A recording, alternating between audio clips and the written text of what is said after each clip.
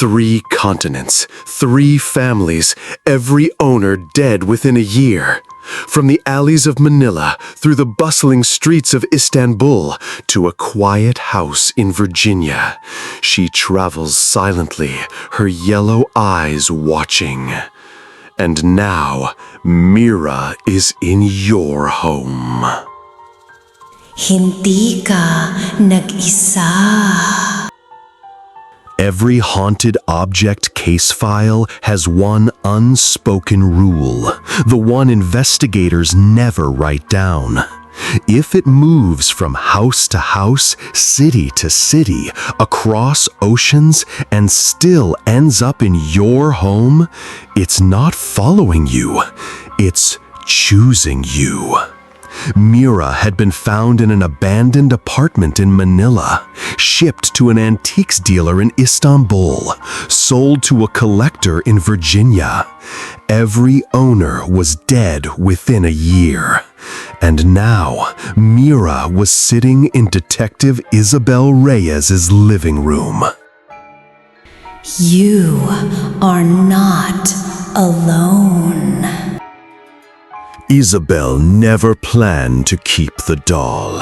It had been part of a warehouse seizure, one of hundreds of strange items boxed up after a smuggling raid. She'd been tired, overworked, and thought maybe, just maybe, a little gift for Luna's 7th birthday would brighten things.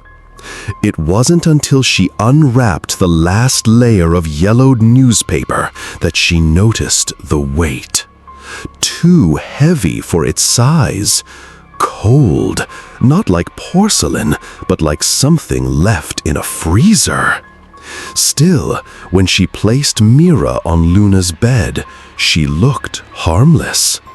Tiny shoes, painted smile, a faded red dress that smelled faintly of old lavender, and something else, something metallic. The first night was strange. Isabel lay in bed, drifting toward sleep, when she heard Luna's laughter. Not a single giggle, but a full conversation. Pauses, responses, like someone else was in the room. When she went to check, Luna was asleep, breathing slow, eyes shut. But Mira was no longer on the bed. She was sitting on the floor, directly facing the doorway, her head tilted to one side, as though listening for something in the hall. Laro tayo. By the 3rd night, Isabel woke to a rhythmic sound. It wasn't coming from the street. It wasn't the apartment's old pipes. It was nails, scratching from Luna's wall. She grabbed her flashlight and followed the sound. Each scrape was deliberate, almost methodical. When she opened Luna's door, the sound stopped instantly. And that's when she saw it. On the wall above the bed, faint letters carved into the paint. A single word: fish. Tagalog, return. Let's play.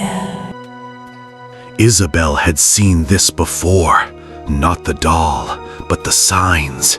She was 9 years old again, in her grandmother's house on Sycamore Island. At night, she'd lie awake to the sound of scratching, faint at first, then closer, as if climbing up the bedpost. Some nights, it whispered in a language she didn't know. Some nights, it laughed. Her grandmother warned her never to leave toys on the bed after dark. They could be claimed, and when they were claimed, they could not be returned. Alam ko kung saan ka natutulog. The house in Virginia seemed to hold its breath that night. The rain had stopped, but the air hung heavy, damp, and unnervingly still. Isabel sat at the kitchen table, sifting through old Manila photographs, her fingers trembling slightly. She didn't notice at first, but Mira was no longer sitting in her daughter's room. The doll now rested on the counter across from her, head tilted unnaturally far to one side, those glassy yellow eyes fixed on her. She tried to convince herself it was her daughter's doing. Kids move toys around all the time, but the thought lodged in her mind like a splinter. I didn't hear any footsteps. Halika na, maglaro tayo. Long before Virginia, before the Turners, before Isabel wore a badge, there was Manila. She was 8 years old, living in a cramped, crumbling apartment building where the walls sweated in the humid heat. Her grandmother often warned her about mga anito, spirits that clung to objects, feeding on children's laughter until it turned into screams. One monsoon season, a strange toy vendor appeared in the alley. He had no stall, no cart, just a burlap sack from which he pulled dolls with unsettlingly lifelike eyes. The neighbors whispered he came from the island of Siquijor, where curses were born. That was the first time Isabel saw a doll with yellow eyes. It wasn't called Mira then, but something about its crooked smile and stillness stayed with her for years, buried deep in memory, until now. Come, let's play. Isabel woke at 3:33 a.m. No reason, just a jolt, as if pulled from a dream by invisible hands. She listened. The house was silent, except for the faint creak of the hallway floorboards. She reached for her sidearm out of instinct, but stopped halfway, realizing the sound wasn't footsteps. It was lighter, irregular, like porcelain tapping wood. She rose and followed it to her daughter's room. The bed was empty. The window was closed. Mira sat neatly in the middle of the mattress, hands folded in her lap, head straight now, staring at the doorway. Beneath the silence, a low hum seemed to come from the doll, almost mechanical, until it began to form words. Isa ka na sa amin na ngayon. At sunrise, the house was quiet again, too quiet. Isabel searched every room, every closet, every corner, calling her daughter's name until her throat burned. Nothing. The back door was still locked. The windows were untouched.